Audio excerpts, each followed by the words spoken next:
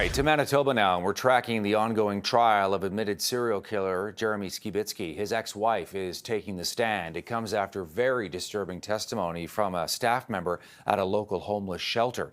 He said that Skibicki would visit the shelter, and he told workers he had a home, but came to, quote, stalk his victims. Skibicki's ex-wife has a protection order against him after he is said to have stalked and sexually assaulted her. He has admitted to killing 4 Indigenous women. His lawyers, though, are arguing in a controversial move that he should be found what's known as not criminally responsible, or NCR, due to mental illness. The defense lawyers will have to convince a judge of that. Robert Karras is my guest. He's a lawyer, legal analyst. Robert, thanks for your time today. My pleasure. All right, your takeaway. We're hearing from Skibicki's ex-wife today and some of that lurid testimony as well. Your thoughts? My thoughts are that the defense is engaged in a Hail Mary to try to convince the court that there should be some penalty other than the maximum, which would be life in prison with a minimum parole and eligibility of 25 years. This is, in my opinion, not a reasonable case to argue an NCR. So I think that they're doing whatever they can, and there's no downside risk for them because he's looking at the maximum no matter what you do here, unless he's not criminally responsible. So the evidence that we're hearing now is why he's not NCR, which is that he premeditated everything, that he's a violent person, that he engaged in inappropriate and violent conduct with an ex-spouse, that he, that he was stalking victims.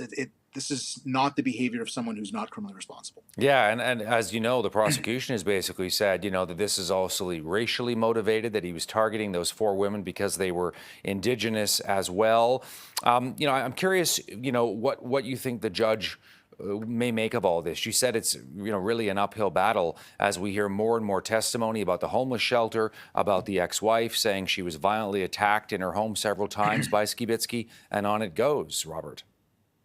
Yeah, I honestly, like I said, I don't think that he stands a very good chance at an NCR. A judge would have to listen to all the facts and is going to hear all the evidence, is going to hear whatever battle of the experts there will be. Somebody will have to come forward as an expert, as a forensic psychiatrist, and say that upon assessment of this particular individual, he believes that at the time he was suffering from a mental disorder, and that mental disorder robbed him of the ability of appreciating the nature and quality of his actions, or from knowing that what he was doing was wrong. But I don't think that he's going to meet the threshold. A lot of people have mental illness and don't engage in violent activity, and a lot of people who engage in violent activity don't necessarily have mental illness. So to say that not only did he engage in violent activity and that he has a mental illness, but for the mental illness robbing him of the ability of knowing right from wrong, he would not have done these acts,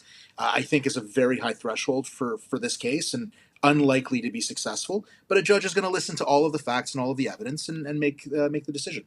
Robert Karras joining us. He's a lawyer, legal analyst. Hey, Robert, thanks for your time. Always good to see you. Appreciate you taking My pleasure. a bit of time.